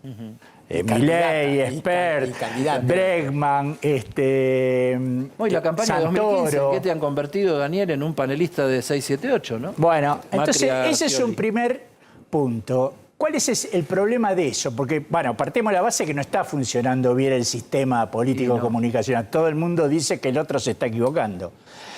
¿Cuál es lo que yo entiendo de ese fenómeno? Los canales, como se dice todo el tiempo, miden 2, 3 puntos, 5 puntos. Felicidad porque eso, el canal de cable es para nichos, para sectores con ciertas características, todo. Y Twitter, que es el amor de todo, del sistema, aparte del sistema académico, llenos de papers sobre Twitter, de los periodistas que están ahí, participan y dan batalla, y los políticos que piensan que si no están en Twitter, desaparecen. Bueno, Twitter es una plataforma que se la describe todo el tiempo, que es, por ejemplo, 5 veces más chica que Facebook. Donde los discursos de odio o polémicos son la tercera parte de todo lo que se intercambia en Twitter, como mucho. Y donde solo tuitea el 20% de los usuarios de Twitter. Eso los otros están ahí mirando. No sabemos bien qué hace. O sea, primer dato que es muy fuerte, ese sistema en el que se pone todo el esfuerzo, si alcanza el 20, 30% de la población, es un milagro de los halos, de que hablo con mis amigos, comento en las redes, se dispersa. La llamada, perdón, la llamada opinión pública. ¿Cómo se instala un tema de opinión pública? O sea, la Antes opinión eran, pública que piensa... Tal vez las tapas de un diario, tal vez la modernidad ha cambiado y creen los líderes políticos que ya no son las tapas los que instalan solamente, ¿no? Por supuesto, de un diario, la opinión pública. En eso tienen razón. Lo que sí, a mí me parece que, por supuesto esto va a cambiar, se está en proceso de aprendizaje, son fenómenos nuevos, pero esa opinión pública, con suerte, incluye al 30% de la población. El resto no sabemos, nos sorprenden las encuestas, el mundo está lleno de incertidumbre, ganan los candidatos que no existen, locos perdidos ahí, de pronto se descubre, Bolsonaro ganó un milagro. Además, hay una cosa que es la tribalización, ¿no? Es decir, las redes tienden a que se junten, discuten, conversen, se quieran y se odien, se quieran los iguales. Pero supongamos que los sea miembros verdad. de la misma tribu, nada más. Supongamos que Twitter sea así verdad, que sobre eso está muy estudiado y se puede estudiar. Siempre estamos hablando del 30% de la población. Una minoría. Eso es clave. Era como cuando antes le hablabas a la interna, ¿te acordás los partidos? Esto es para la interna, te decían. Y era para los dirigentes, los militantes. Pero eso es parte de una realidad. Hoy la elección en Brasil, por ejemplo, la va a definir los que no participan de nada, los que ni siquiera fueron a votar en la primera vuelta. Sí, ¿no? O se sea, están el que estudiando no está esos en la fenómenos. conversación, se supone. Bueno, es una suposición académica. Perdón, porque un poco lo que decía Luis, un poco lo que decía usted, José. Pero entonces yo tengo particularmente la teoría cuando hablan de los medios, cómo influyen en la gente los medios, cómo influyen las redes sociales, y después la gente vota para un lado, vota para el otro, sin importar lo que digan los medios. En este caso, ¿cuál es la relevancia si encima en redes sociales participa el 30% de la población? ¿Cuál es la verdadera relevancia de exponerse en una red social? ¿De este tema? Sí. Porque no es igual cualquier tema. Este tema se denuncia al presidente en un segmento perdido de la programación, porque no fue, hasta donde yo sé, en el centro de Gran Hermano. No, porque para verlo ahora no es como antes que estaba todo el tiempo en programa en vivo en televisión abierta, Sí, sino bueno, que está hay que en Pluto, descargar que es una gratis. aplicación. Está en Pluto, que es No gratis. menosprecio a la tecnología, pero digo, ya también tenés que tener un celular y tenés que tener internet y poder pagarte para descargar una aplicación. La aplicación entiendo gratuita, pero digo... que vos no vas importa. a seguir a 24 horas con el teléfono. Pero no para ver Gran Hermano. No tengo el morbo de la intimidad ajena. Bueno, el problema es que por un proceso muy de esta época, que es del modo reticular, llega a Twitter, y a Twitter el sistema político le presta atención, entonces se instala que hubo una denuncia durísima. El tipo habla con una firmeza, decímelo a mí, da un intermediario, me coimearon. Yo creo que hay cosas que no se pueden discutir teóricamente. Sos el presidente, es como si vos sos titular de una cátedra y te dice que estás arreglando alguien dice que estás arreglando los finales. Vos tenés que responder. ¿Sí? O sea, ¿Tenés que responder? No hay manera... ¿Cómo no vas a responder? El que no responde... El 30% de la población sabe que alguien dice que sos coimero y vos no contestás. El que no responde concede. Sabe que sos coimero porque te conoce. Claro. Pero además, el que no responde concede. Pero no le das entidad a la otra persona. Hay que responder, por lo menos el manual dice, no sé, el profesor sabe más que yo. Sí, el problema es que los manuales, para mi gusto, no están adaptados a estas coyunturas, a estos fenómenos. No, bueno, pero entonces, lo que te dicen es que contestes en el mismo plano, que no lo magnifiques, que si te pelean en Twitter, contesta por Twitter, si te pelean en la tele, contesta por la tele. Pero acá tenés las cosas cruzadas como plantea el profesor José Luis. A ver, ¿vos considerás, Luis, como José Luis, que había que salir a responder? Si no contestaba, concedía, ¿Y vos, otorgaba. Campo, también como Es gran un tema... profesor de los medios? No, acá está el gran profesor. No, pero es interesante el debate, ¿eh? A ver, desde docentes. depende de las circunstancias, porque en general, en ciertos casos, yo he aconsejado no contestar, porque es darle mayor difusión a eso, a esa problemática. Está el aspecto, si querés, político-jurídico. Pero vayamos a los casos. Cristina Fernández de Kirchner, durante años, y Néstor Kirchner era una presidencia distinta, ¿contestó alguna de las serias acusaciones que se le hicieron? No. Jamás. No. Jamás. Bueno, y sin embargo ganó elecciones está bien, y está bien. duplicó. Digo, es un fenómeno muy complejo. Está bien, pero yo te diría una cosa, la Argentina estaba desesperada por tener a alguien que la saque del pozo y se dejaba, estábamos todos enamorados de que apareciera algo. Es otro problema, yo estoy de acuerdo. José hacía que no. José hace que no con la cabeza. No, porque la política de no responder y manejar lo masivo desde un lugar centralizado, que es la estrategia de Cristina, bueno, se le va achicando el panorama. O sea, cada vez tiene menos gente que la vota y menos gente para negociar para que la vote. Ahora, déjame que te dé algo que son dos razones que hacen que Cerruti salga a comentar el tema. Una, habla este hombre Alfa de Claudio Ferreño, el presidente del bloque de legisladores porteños, y de una relación.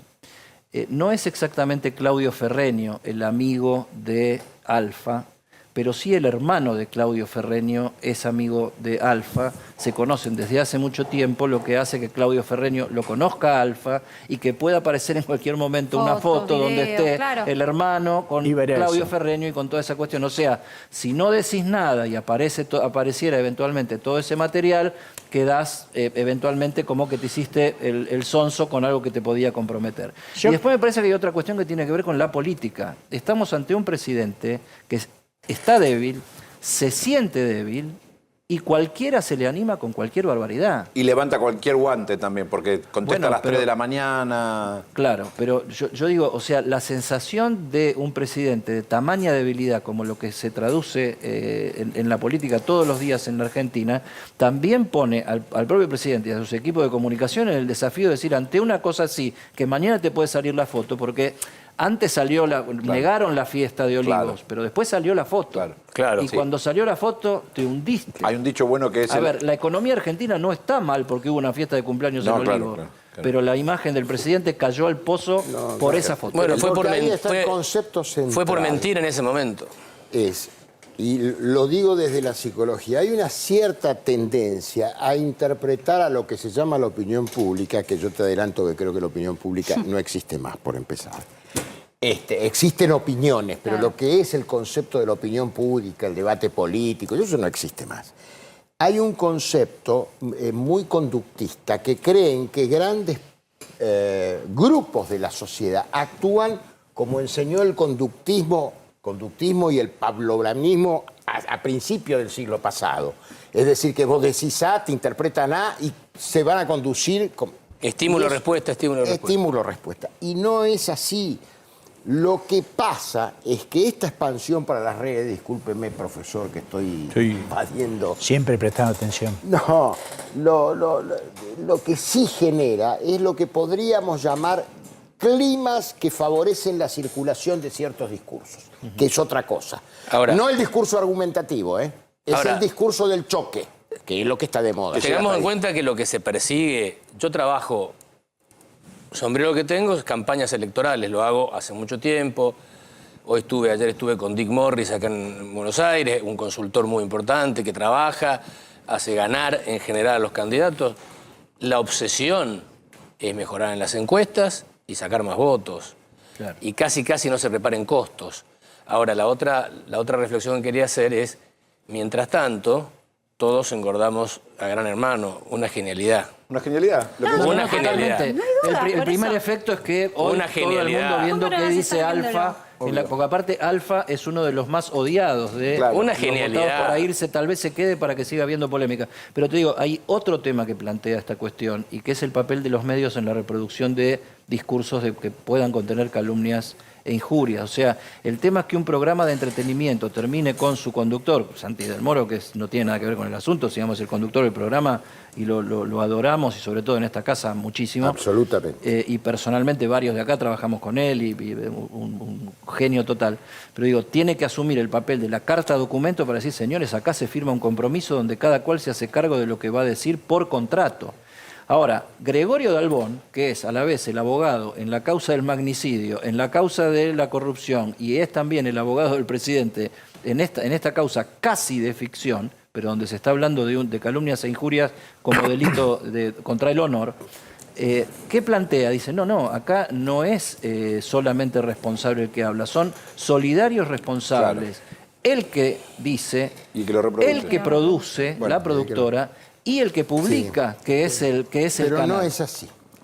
A ver, en parte es así. Claro, el editor responsable, claro, que no existe tanto en la televisión, era el editor responsable de la gráfica. Claro, que quedaba ahí. Fundamentalmente. Pero a mí me parece que no... que el tema este de que el editor responsable o el responsable cuando es una situación distinta, ¿qué quiero decir? Para tratar de ser claro. Una cosa es lo que está impreso y otra cosa es lo que está sucediendo en vivo. Son responsabilidades de un orden distinto con respecto a la jerarquía u organización de la empresa. ¿Entendés? No se puede controlar el vivo. No, pero perdón, ¿alguien puede pensar que si es cierto, como leí, la cantidad de personas que se inscribieron para participar hacen un tamiz y queda este puñado de participantes? ¿No está pensado de antemano? ¿Cuáles son los conflictos que se van a armar? Yo me acuerdo hace 10 años se hablaba antes, alrededor de esta piba, la diputada, está el conflicto político de Gran Hermano. Bueno, está... Lo publiqué antes, digamos, no porque sea muy sagaz. Esto es un cambio de época. Ese era su papel. Hace 10 años, hablar de Gran Hermano, que yo recuerde, era... las historias personales, la vida misma era el perfil. Entonces, cada uno de los personajes elegidos hablaban de una historia o de marginalidad, hijos de la crisis, situaciones de sexualidad tal vez no resueltas, y el morbo pasaba por la historia personal.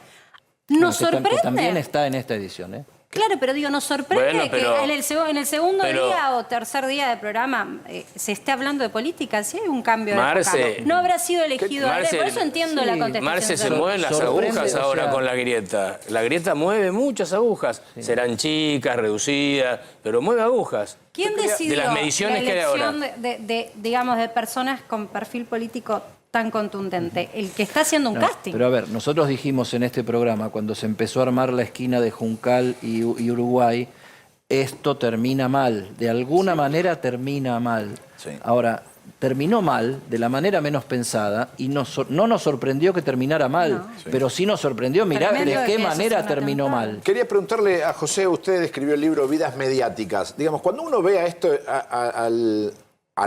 el alfa, me encanta repetir porque el alfa lo describe por sí solo, digamos. Cuando uno ve más o menos, planteándose desde el psicoanálisis, más o menos le saca uno la ficha al tipo de personalidad que tiene este personaje. Necesitábamos un Jacobo Vinograt. Hacía tiempo que no había. Entonces, bueno, pero... respetando la persona de Jacobo Vinograt, digo, pero en este caso, ¿no forma parte del mismo show? Cuando él está hablando, esta persona no sabe que tiene 60 cámaras y que hasta la actitud corporal de, mirá lo que te voy a decir, que yo la tengo re clara. Dime de qué... Parte del juego es competir para resaltar y conseguir no ser echado cuando se lo nomina. Es una competencia, eso es el juego. Pero pero el jurado final va a ser el público. Todo se está viendo. A todas las escenas donde se interactúa, donde va a haber conversación, todos van con una riñonera donde está puesto el micrófono. Y no van a hacer que termine diputado el personaje. Sí, yo apuesto que termine a mí no me cabe duda. Postulado, que es uno de los primeros que va a salir. Elegido.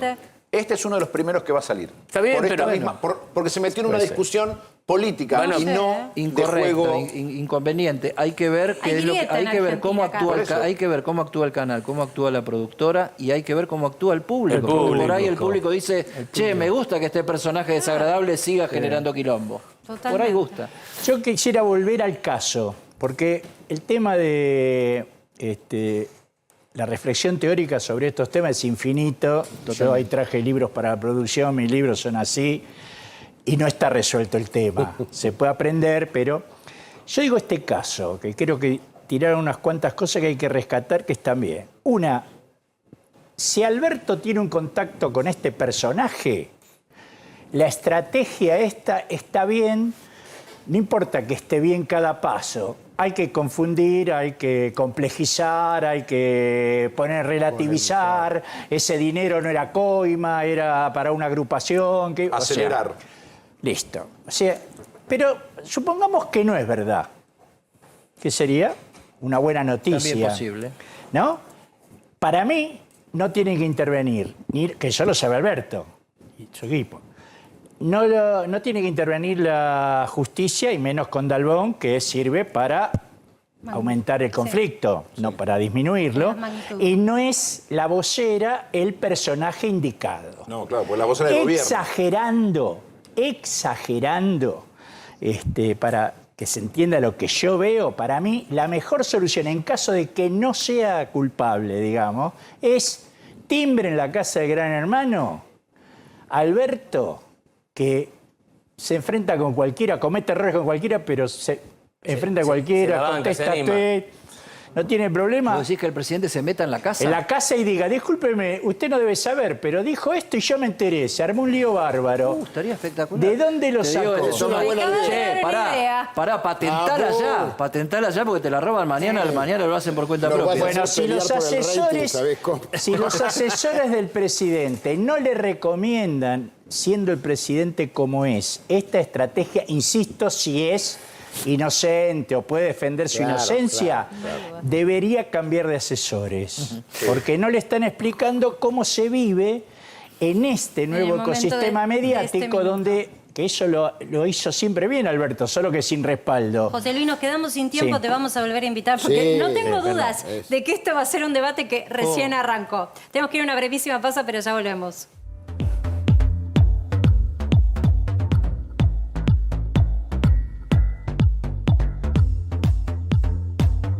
Vamos a hacer un llamado a la solidaridad. Se solicitan 20 dadores de sangre de cualquier grupo y factor para el padre paciente de Juan Carlos Mena, es el papá de nuestro compañero querido Bobby Mena.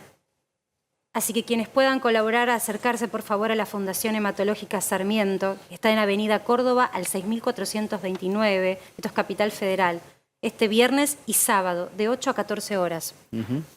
Sí, 20 dadores de sangre entonces para Juan Carlos Mena, que es el papá de Bobby Mena, pero que bueno, que necesita esto para su tratamiento de salud. Pedimos por favor que al momento de la donación se indique que es para el paciente Juan Carlos Mena, ¿no? Está internado en el Centro Médico Tala. Todo el abrazo para la familia y gracias a todo aquel que pueda prestar solidaridad.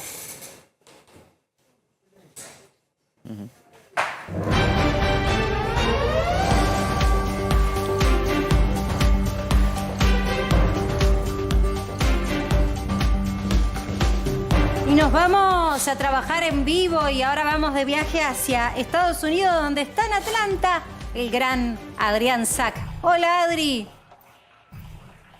Hola, ¿qué tal? Adrián Asac soy yo. Ahora la A, que es el segundo nombre, podría ser de Alfa, ¿no?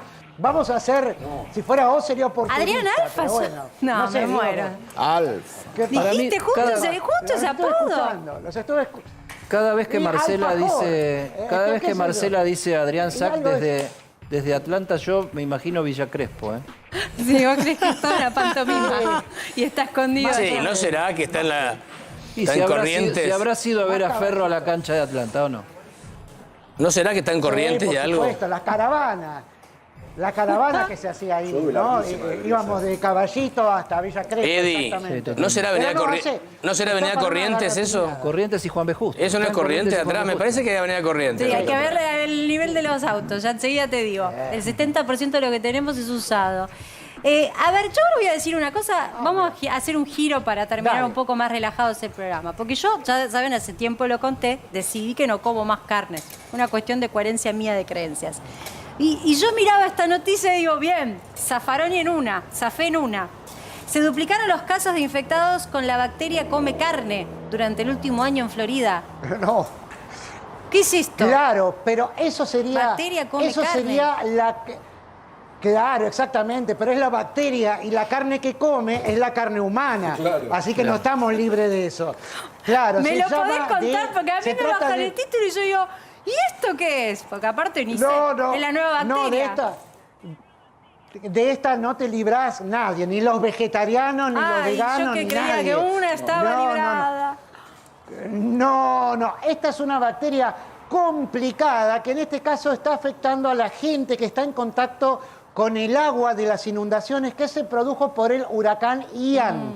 ¿No? Es una bacteria que en realidad se llama...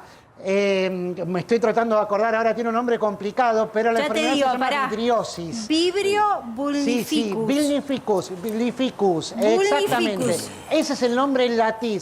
Ese es el nombre en latín. La enfermedad que produce se llama vidriosis y es muy peligrosa justamente porque tiene una alta tasa de letalidad. Entonces, ¿qué pasa? Se llama come carne, ¿por qué? Porque ingresa a través de las heridas, ¿no? O también cuando lo ingerís con alimentos, con agua contaminada de estas inundaciones, que es mezcla de agua de mar justamente con el agua de los pantanos que abundan en Florida o el agua de los ríos, bueno, genera un caldo de cultivo para estas bacterias que cuando se introduce en tu cuerpo justamente lo que hace es producir necrosis, ¿no? Es decir, la muerte de tejidos internos y externos. ¿Es un bicho Dupé? Por esa razón, justamente, claro, por esa razón se dice que come carne, ¿no? Es una enfermedad terrible que es mortal entre 1 de cada 5 casos. Y de hecho ya ha producido 11 muertes en lo que va del año. Es una enfermedad que es muy conocida en Florida, pero que con las inundaciones generadas por el huracán ha aumentado mucho el número de infectados, a 65 hasta ahora, muy concentrados todos en las zonas afectadas por el huracán, no en un solo condado, el condado de Lee, justamente, y por eso hay preocupación y recomendación a la población de que desinfecte el agua antes de consumirla, antes de lavar las ensaladas, por ejemplo, y o cualquier tipo de alimentos. De situaciones que además nos hacen acordar a los cuidados del COVID. Adri, se nos terminó el programa, se nos terminó el tiempo. Gracias, nos encanta verte hoy con una noticia no tan amena, pero bueno, es lo que hay. Bueno, Gracias, amigo. Mañana vamos a mejorar. Chao, Adri. Y nosotros nos tenemos que ir, Eddie. Nos vamos. Y ya está, son las 21 horas, se terminó lo que se Están armando a Gonzalito, mira que It's grita. coming. Quédense que ya llega Gonzalo con su equipo, con Gonzalo, nuestro productor al mando. ¿Querés echar antes que entre? No, yo me quiero ir a descansar. Me están acusando de plagiarte cosas. Es un montón. ¡Es un montón! Dios mío. Escúchame, estoy muy feliz. ¿Por qué? Muy contento porque acá la bacteria come carne, con lo que sale la carne en Argentina. No, va a acá llegar no viene. No va a llegar nunca. Bueno, salvo que traiga dólares. Bueno, ¿no? puede ser. Ahí ¿Sabes cómo sí. dicen acá la bacteria come carne? ¿Cómo? Samil. Qué boludo. No, esa es la vende carne. Pero come también. Nos reencontramos mañana a las 7 de la tarde. Quédense. Sí. Río Revuelto. Bueno, Chao. chao.